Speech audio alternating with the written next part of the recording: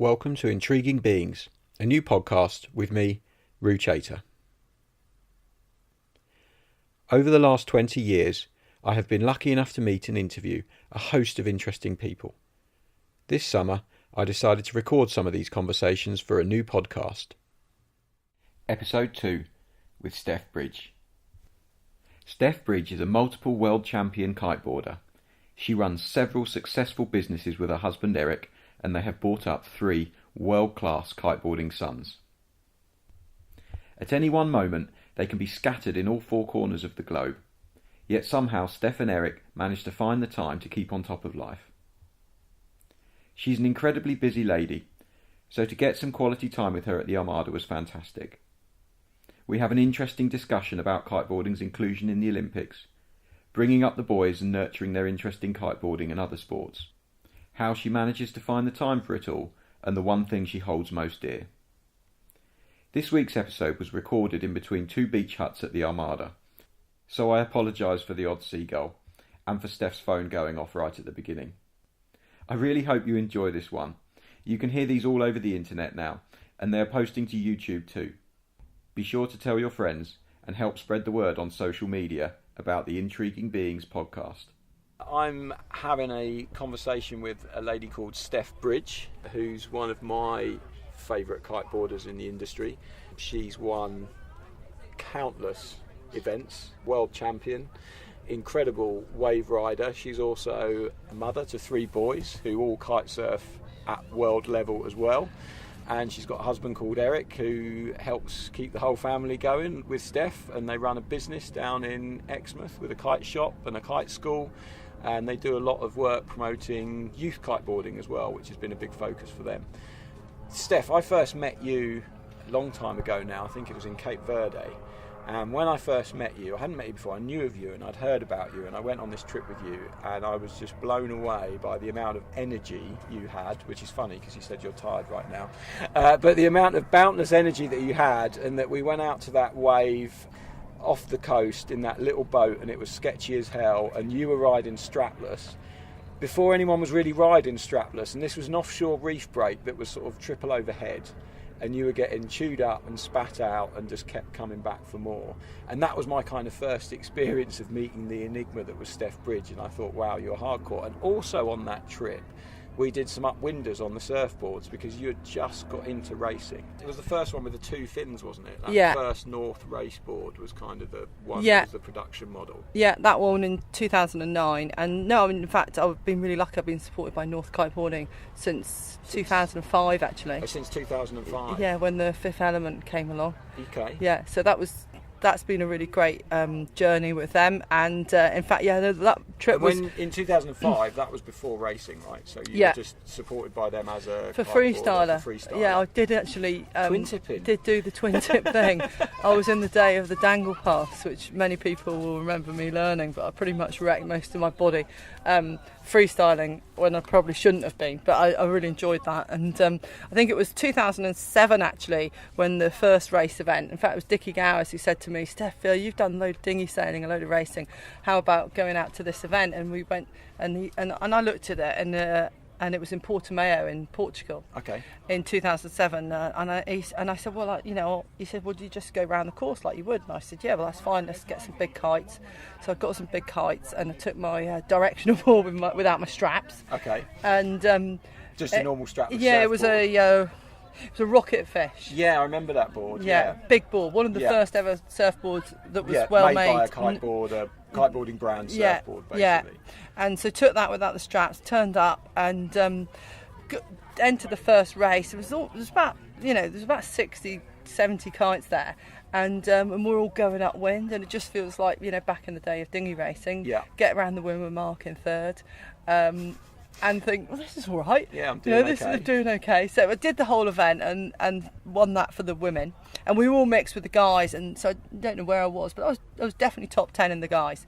So and you're hitting the windward mark in third place, racing the guys. Yeah, on my directional board. Kite race. Yeah, standing really far forward. And at the time I took, in fact it was funny because I took Olly with me, because Eric said to me, well, if you go, you've got to take one child because I can't manage all these. Can't leave me at home with the 3 boys. Yeah. And so I said, okay, I'll take Olly because he was just learning to kite, and And so he actually ended up on the boat putting the flags up for Olaf. Okay. And that was his kind of first taste of, competition and travelling, all that and things like that. And then at the end of the event, it was quite funny because they said, Steph, you've done really well here. You should go to the next event, and the next event is next week in Fuerteventura. And I'm like supposed to be this mum, and there's running your business at home. So I phoned up Eric and I said, Eric, they want me to do this, and I've just won a bunch of money, so I could, I can actually go. Got some cash. So we took a flight out of Seville, I think, and flew across to Furta to do the next one. Yeah, and I managed to get a twin tip for that one. One of these, it was a Phantom. Okay. So they were wide tipped. Twin tips. And and I won that, and then I came back to England, and then there was another event with a bunch of prize money. Another event about 3 weeks later in Germany, in which I think we drove the motorhome there, and my prize money paid for a very hot tub that I shipped back to the UK. So first year was kind of like quite a sort of 3 races, 3 wins. Yeah, it was really amazing. So that was the start of it. So thanks to Dickie for pushing me on that route, really. Yeah, and that's Dickie Gowers, who was the head of the BKSA in the UK at the time. Yeah. Wow, so if he hadn't have said you should go and do this, you might not have gone. I think I probably would, but not maybe at that time. Yeah, because then obviously the boards and things started to happen, and that started to get quite exciting around what board we need, and we started playing with line length. I remember us using like 35 metre length lines. In fact, it was Gebby and Bruno Stroker. They were all messing around with line length just to start going in light winds, really. Yeah. And it was actually amazing what you could do with an inflatable kite in light winds. I know we all talk about the performance now and the 6 knot, but we were doing quite a lot in 8 knots with inflatable kites and light winds. Yeah, and those big old race boards that sort of developed into but those green boards didn't really come till 2011. They were quite late, weren't they? Yeah. So before that, it was a mixture of 2-fin stuff. Yeah. And they were quite fun to ride. Yeah. They weren't that hard, but they still took some getting upwind. Because the proper race boards, these were like 70 centimetre wide formula boards. They were a beast to ride, weren't they? They were hard work on your ankles, and there was a lot of control going on. Yeah. Some very powerful calf muscles. No, you needed to put a lot of hours in those. Yeah. But I mean, just no different really to what it is now with the hydrofoil. And I guess it was the person that spent the most hours on the boards that was doing the winning. Yeah. It wasn't long before Olly was really dominating that class. Yeah, because he got into it quite quickly, didn't he? He was the first one of the sons. So you've got 3 sons. You've got Olly the eldest, Guy in the middle, and Tom the youngest. And Olly was the first one to sort of go down the racing route with you, wasn't he? Race weekends. Yeah, he was really into young it. Then still, wasn't he? Yeah, and he was, he was sort of getting European titles when he was 14 for the men's, and none of the other boys really got motivated for it. And it was only really when the transition came. So 2012, that was an Olympic sport. 2013 was a transition between the Formula 3-fin board still being in existence, but yet they were developing the foil class. Yeah. So really 2013 was when everyone really switched. Yeah. And now you're racing around on these hydrofoils, which for anyone listening who doesn't know what it is, if you're not a kiteboarder and you're just listening in, it's kind of like an aeroplane wing underwater. It's probably the simplest way to describe it, isn't it? So you have a mast attached to a wing underwater, and the mast is attached to the board on the top, and you're kind of balancing on a knife edge flying along at 40 knots, which is, I think it's got to be the most exhilarating sailing sport there is, isn't it? It can't get much more exciting than that. Yeah, I think so. I mean, I don't get motivated to go moth sailing, not when I've got kite racing on hydrofoil. I'm sure it's going to evolve because oh dear, that could be me. That'd be your phone. That's all right. I was like, am I beeping? That's okay, no worries. So who knows? If you'd asked me 5 years ago what we'd be doing at this stage, I probably wouldn't have predicted we were going this crazy speed and this amount of wind and at this level. So I think, who knows what the future holds? I think there'll be some more development in the next 3 or 4 years. And then it'll get on the lockdown for the Olympics in 2024. Yeah, so that's big news in kiteboarding at the moment, that they've got this Youth Olympic Games this year, which is in Buenos Aires, right? Yeah. And then in 2024 it's going to be in Paris. Yeah. And there's the Youth Olympic Games are using a twin tip format. Yeah. Any of you boys interested in that? I know Tom did a couple of races. I saw a video of him kite looping when he was meant to be racing. Yeah, getting Tom on the lockdown to sort of discipline on the water has always been quite a challenge, and he's a bit more of a freestyler, but in fact I think he could have gone quite a long way, Tom, with that. Unfortunately he broke his ACL at the first to qualify in Morocco. So that blew his chances, opportunity to qualify in England for the Youth Olympics. And in fact, I think despite the fact that, although his headspace takes a little while to get on it, he was he was showing some pretty good results in the heats, and he'll look back on that, I'm sure, and think, what bugger, because it is a nice thing to do for any person, and particularly seeing as though this was the first of the Olympics for kiteboarding, and it was on a twin tip, so it was all quite straightforward, not really, not very complicated, not really gear driven, real talent driven. Admittedly, the qualification was tough because it was 12 guys. There was a lot of events you had to go to, right? And it cost quite a bit of money to go to. It was an interesting sort of format they decided on for that, really. Yeah. But that's all been decided. So the great thing is that it's in for the youth. Admittedly, I think the whole strategy around it being on a twin tip was that a lot of under 17-year-olds do want to be on a twin tip. Yeah, so it fits with their style of riding. Yeah, and if you're 13 and you live in Croatia, you're going to have a twin tip. Yeah. There's not that many that would afford it at that stage. So I think it's quite a universal class all over the world. So I think, although it's not the class chosen or will be chosen for 224, it has a place in the Youth Olympics. Yeah. And have you got any idea what's going to happen for 224? Whether it's going to be? I'm pretty sure it's formula. So it's formula foil. So because it's formula, it means it will be foil. Yeah. The debate will be, so it's a mixed medal. So it's one guy and one girl being selected for their country. Okay. So one guy from England and one girl from England will go to the Olympics in 2024. And it will be a one shared medal. Okay. Okay. So it's really important that we get some good girls coming in and getting in. It's quite a short cycle, really. We're already there's not long. No. 6 years. Yeah. So it's the Royal Yachting Association as well as the British Kitesurfing Association are working hard to get some athlete talent or talent identification to try to establish. Yeah, a lot of the people come from probably sailing. There'll be some from windsurfing as well. Yeah, because that sailing knowledge and racing knowledge is invaluable, right? Yeah. That's probably the hardest thing to learn. Yeah, no, completely. So there's that, and it's still quite a challenging task because we had a similar situation in 2012 when we had to convert some of the windsurfers. But then they were on a board that they were similar to what they were using when they were windsurfing. Yeah. Whereas now they've got to learn the hydrofoil, and also there's quite a lot to learn with the foil kites as well. Yeah. And so the format will probably be something like a relay. Or where they'll, the guy will do the lap against all the other countries and then come round and come through a gate where they'll do like a baton swap. And then the girl will go. And then the girl will go. Or it'll be a timed affair. Okay. And that hasn't been decided, so that's going to get tested in the next sort of 2 years.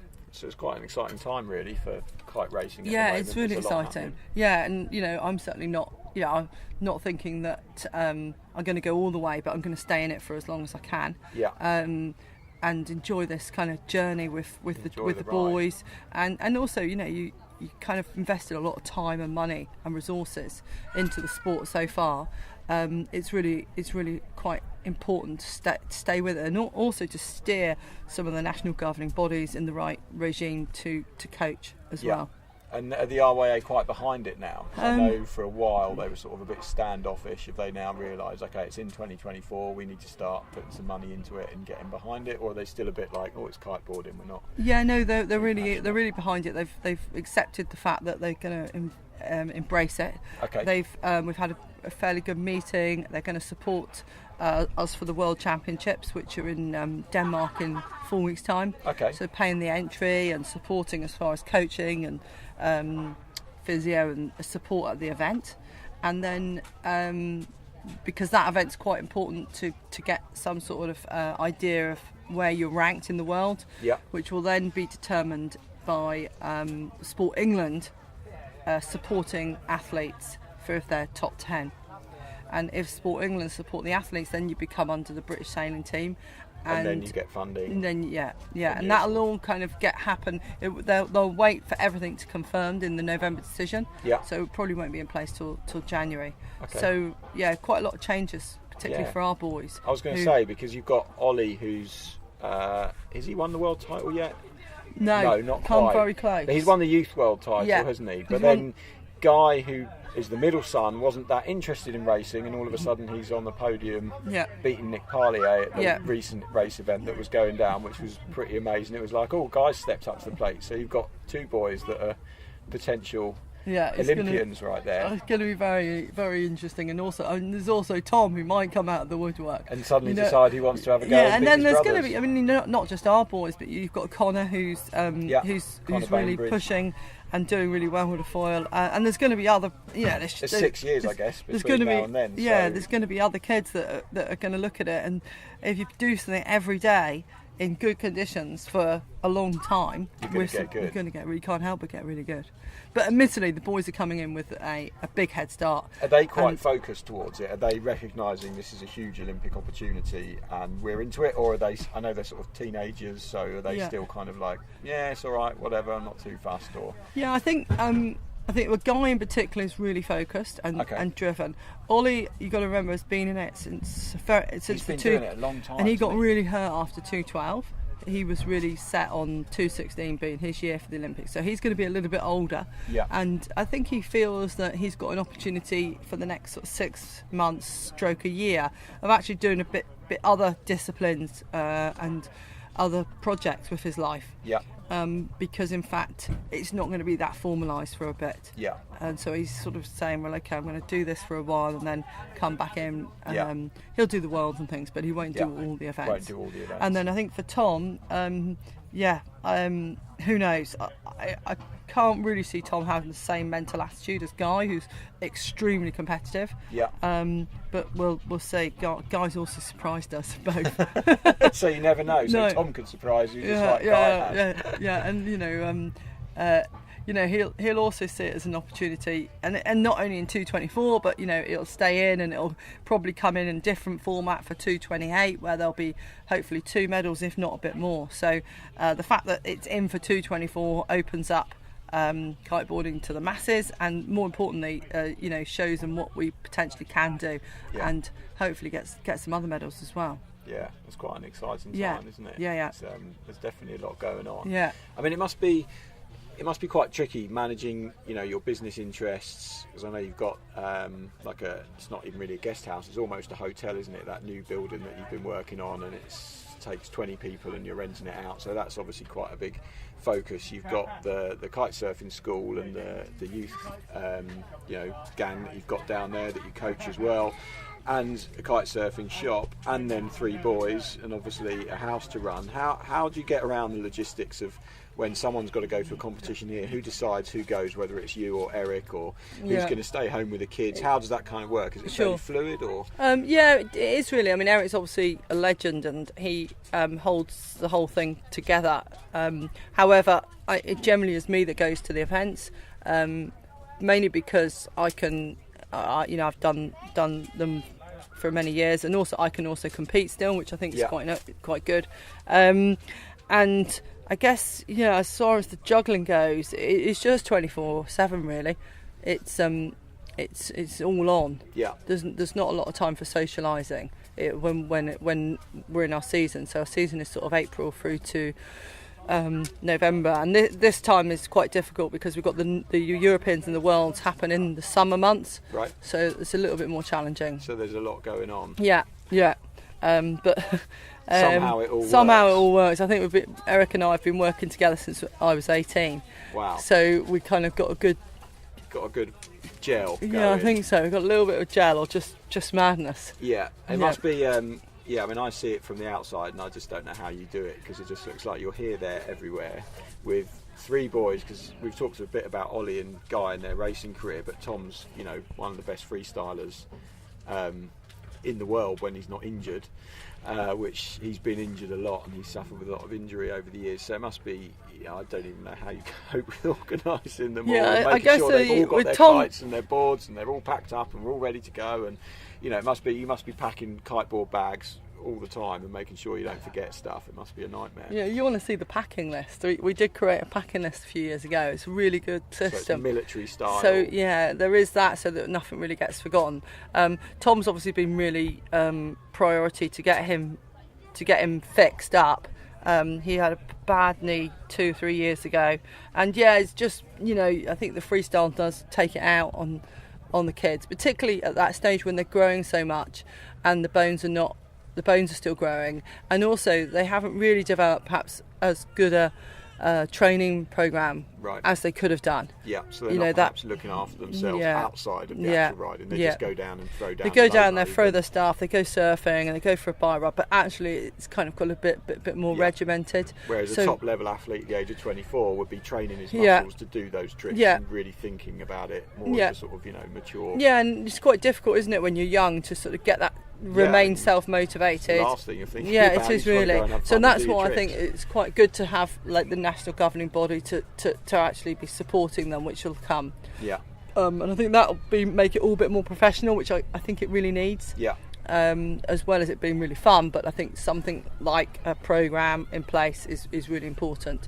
So Tom's learned. It's been tricky for him. It's mentally, I think, because he was at a really good level just before he got injured. I think this was going to be his year, but it's also coincided with a time when the sport is in transition. Yeah. There's not really a competition scene on the freestyle circuit at the moment. So although it's it's going to be great to be the best freestyler, I think actually it's a good time to be. If there's ever a good time to be injured, this is probably exactly. It. And I always turn things around and look at things in a positive light. So he's learning all sorts of other things.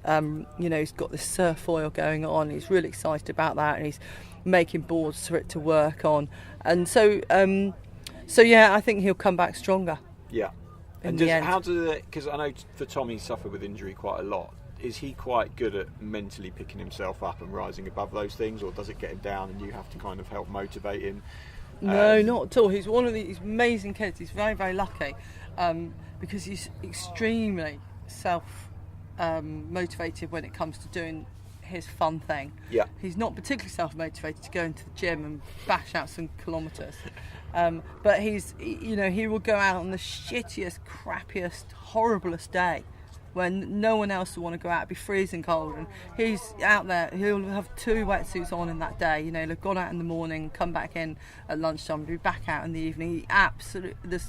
He's a completely different person when he's been on the water. Yeah. But I think as far as his mental state goes, I think providing he's actually out doing his thing, whether it's just simply bobbing around on a surfboard, doing some surfboard tricks, he's super happy. And he rolls with the punches when he gets injured and doesn't let it get him down too much. Yeah, at least at the moment he seems to be. So I think that's pretty good strength, really. No, he won't ever.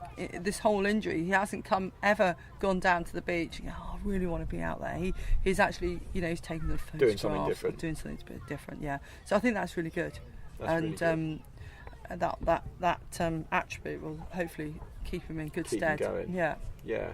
It'd be good when they do sort out the freestyle tour and give those kids something to do, because I think a lot of people look at freestyle. And it's this pinnacle aspect of our sport that a lot of people can't even understand because it's so tricky to look at. Yeah. And actually, you do need it because you've got all these kids. You've got people like Tom who are young and they want to do that. And if you don't have a tour for them, if you don't have something for them to aspire to, it makes it really, really difficult. Yeah, they drift around. I mean, Christian Tier, he's sort of, or Maxime, they're similar to Tom in their level, and but they're just driven to get to do the next trick at the moment, and obviously they've then got to go and put that into context in a competition, and hopefully the tour will get sorted that they'll be able to do that. Yeah. Tom's always been one of these kids that not only enjoys that, but he enjoys the strapless discipline, the kite loops. Yeah, he does everything, and he kind of does everything. So in fact, as much as he'd love that to be a tour, I think he's quite relaxed as to what eventually he ends up doing. Yeah. He just enjoys it all. And as a mum who's got 3 world-class athletes for sons, Have you got any advice to anyone that might be listening to this who's got kids about how you get your children into it? You know, are you one of these pushy mums, or are you a standoffish, if you want to do it, I'm not going to get too involved, and they've just loved it because you're always doing it? Sort of, how's that come about? Yeah, I suppose they had an opportunity from a very young age to sail and be involved with boats from a really young age when we had a sailing school. And the natural progression after when Eric and myself became kite surfers was actually, you know, they watched us obviously, but actually was then to fly a kite. Yeah. So if they weren't in a pram or a cot on the beach while we were out having a go, they flew a kite. So I think to get to understand that if you want your child to get into something, to allow them to fly a kite on the beach and to mess about with it, jumping off sand dunes, having a go on a skim board. It's a great toy for any kid. Yeah, isn't it? It's fantastic. It's always traditionally been a toy for a kid, a kite. And like you say, just because kiteboarding's this thing that uses a massive kite doesn't mean you can't get a small kite. And say, they had go so and have much fun with it. They made chicken loops up, and they then attached the bar of it to a trampoline, and they kind of did all this stuff, which was leading them to eventually getting on the water.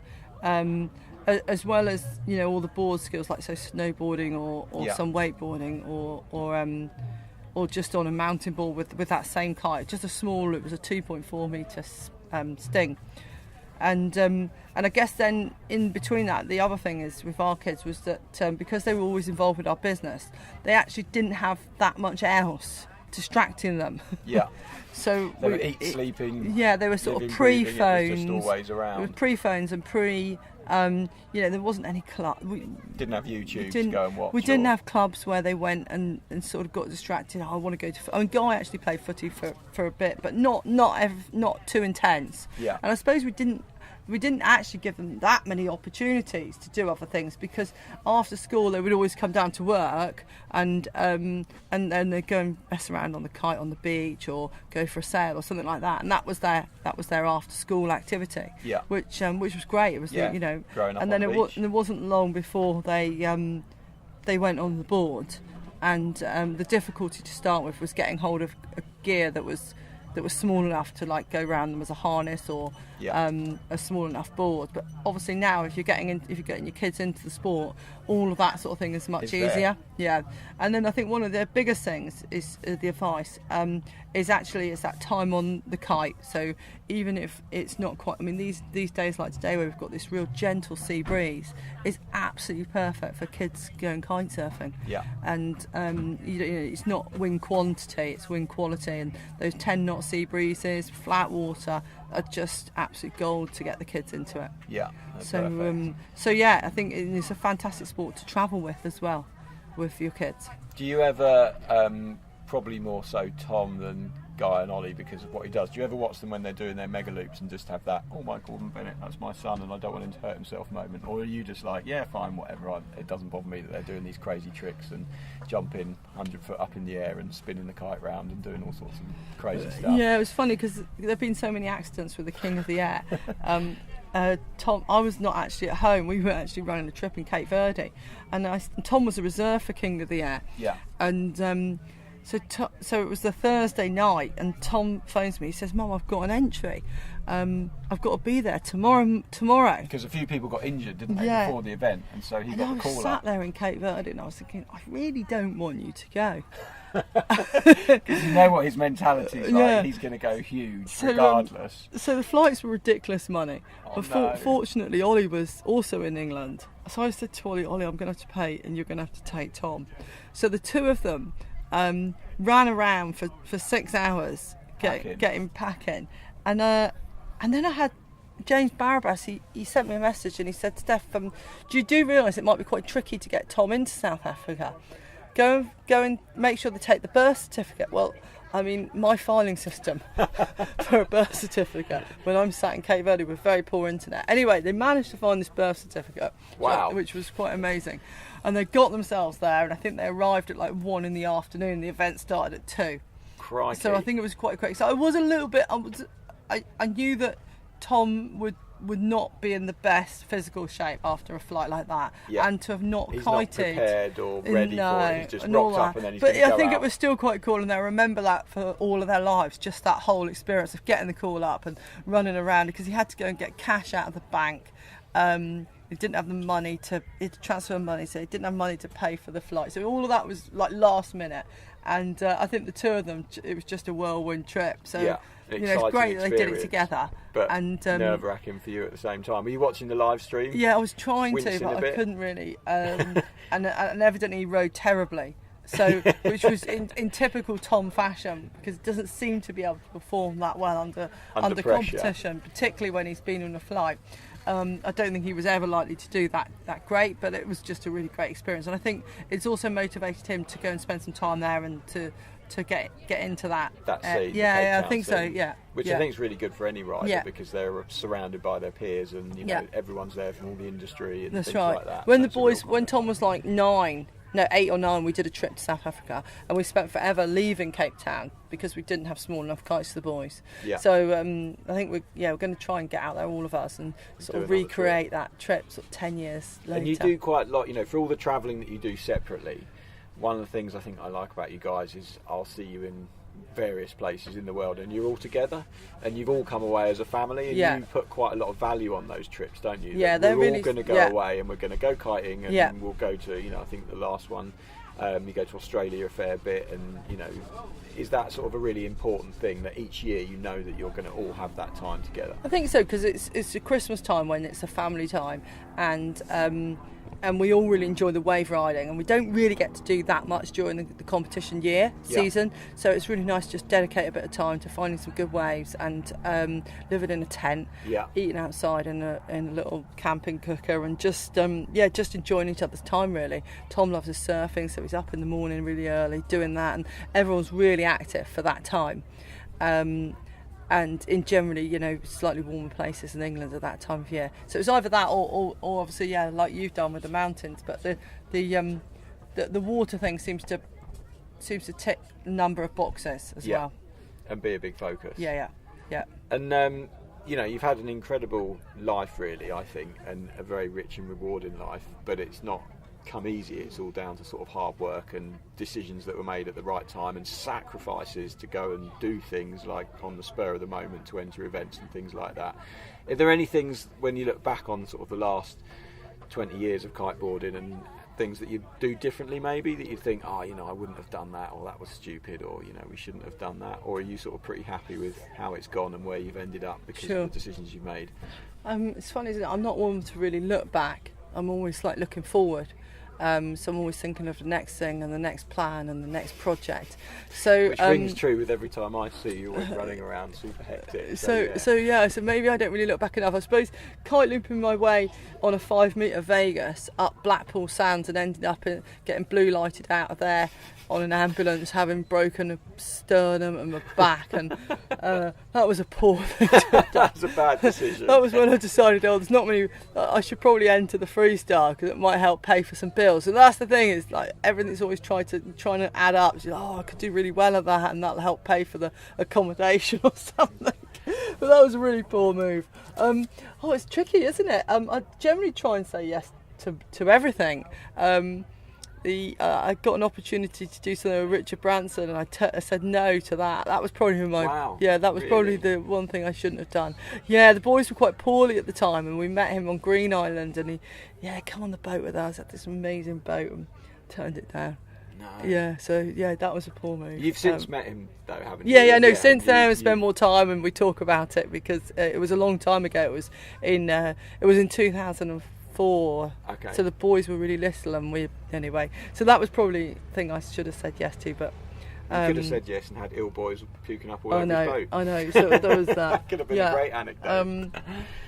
You got me thinking now, Roo. I might have to come back to you on that one. You can come back to me on that one, Steph. That's all right. But I think if you look back at where you've ended up, you've done incredibly well, and I think you should be an inspiration to anyone with a family about what you can do, because some people get kids and suddenly they stop kiteboarding because like, oh, I can't now, I've got kids. Yeah, because that's right. You've actually got more opportunities. You've got even more opportunities because it's a great sport to get children into, and getting them involved with the water, whether it's paddleboarding, windsurfing, kiteboarding, it gives them such a rich opportunity to end up doing something amazing with their life. And also to maybe like travel and work and things like that too.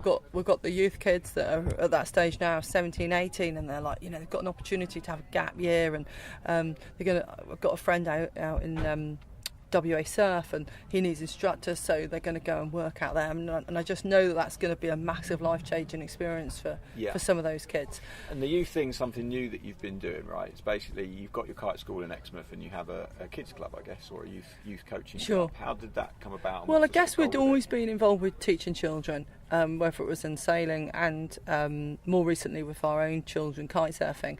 And I guess because we'd always taught the children quite young, everyone always looked at us and thought we were barking mad.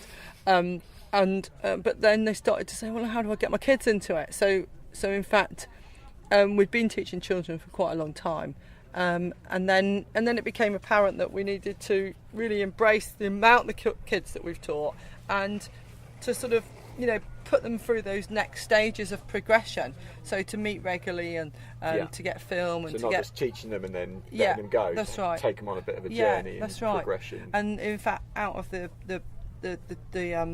freestyle event here now, I think we've got 6 from Exmouth that are competing on the tour. So that's really cool. And there's more coming up as well.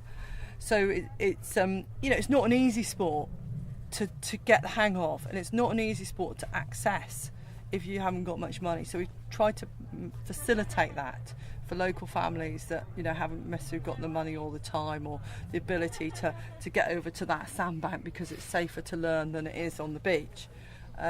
So we try to make that, and it gives a really good vibe, I think, as well. Awesome. And at this stage of your life, what's kiteboarding mean to you at the moment? Is it a job? Is it still a passion? Is it a business? Is it a means to make an end? Or, how do you feel about the sport at the moment? Because you've been doing it a long time, and you've sort of been around the block and done everything that you could want to achieve. You've been a world champion several times. What's it mean for you at the moment? I suppose competition-wise, I'm very sort of status quo. I enjoy it. I actually enjoy the training and the practice more than going to an event and dealing with that whole event, just because I just enjoy being on the water still, whatever form or fashion. I love being on the water with the boys. We train every night and go around buoys, and we have little exercises, we test things, and I love that hour. It's only about an hour a night really, in a variety of conditions, and I think by keeping that up, it obviously makes it easier for me to turn up to an event and still be competitive. And I suppose on a work level, I still really enjoy introducing people to the sport, whether it's beginners or improving people as intermediate, because I don't do it every single day, because you can't, because it's not windy every single day. I think it keeps you fresh as a coach. And I quite enjoy watching people, the way people learn, whatever their level really. So we teach really old people as well as really young people, and it's a really challenging learning curve for those people, but I think it's also really important to give people time so they can embrace it and have some change in their life like it has done to us. But I guess kiting for me, I'm certainly not at the end of the road. We're at I think we're sort of at a crossroads of change with the Olympics, but I think it'll still be I hope that this Christmas we'll still meet in Australia and go and hack away some waves and put the foils and all the rest of that to bed. I suppose I'm not on the water enough, really, because I've got a hell of a lot going on in my work life. So the kiting is still very special. It's not a job. It's not a job, and it's not a professional. I don't feel like a professional athlete, but so I really, really enjoy the small time that I get to improve. Hour a day and I suppose if I'm improving, and admittedly as you get older, and as your level goes up, your improvements are very small, but you do notice those, and you need to put more time into the sport to get better. So any opportunity I've got where I go out before then, maybe for half an hour, just to kind of get myself ready for the beating when they come. Yeah, exactly. Yeah. Beating you around all the marks and saying, yeah, no, they do all that, and I give them like 30 seconds. I say, right, we'll start here, and I'm going now, catch me up. Or I'll say, we'll do a small course, and they've got to lap me and things like that. And I'm fine with that. That's great, and it really pushes them. Yeah, that's quite amazing that even after all this time, you know, the one sort of favourite thing about kiteboarding for you is still just that hour on the water with your sons. Yeah. Going around the marks. And that's interesting, isn't it? Having fun. That's really cool. Yeah. I think that's probably a nice place to end that chat there, Steph. Thank you, That's quite a nice message for anyone listening, that, you know, just time on the water is a really important thing. And, you know, if you've got a family, then there's no reason why you can't get involved with water sports at whatever level you want to get into it. So, Steph, multiple world champion, thank you very much for having a chat. Thank you. That was awesome. Thank you. I think we got that in, didn't we? There we have it. Episode 3 done and dusted. I really love the way Steph holds precious that moment with her boys, kite surfing, at least once a day, just even if it's for an hour or so. It just goes to show that kiteboarding can be a great way to bond families, and as they say, people that play together stay together. If you've enjoyed this podcast, be sure to subscribe and please share it with your friends on social media. Until next week, you've been listening to Roo Chater and the Intriguing Beings podcast.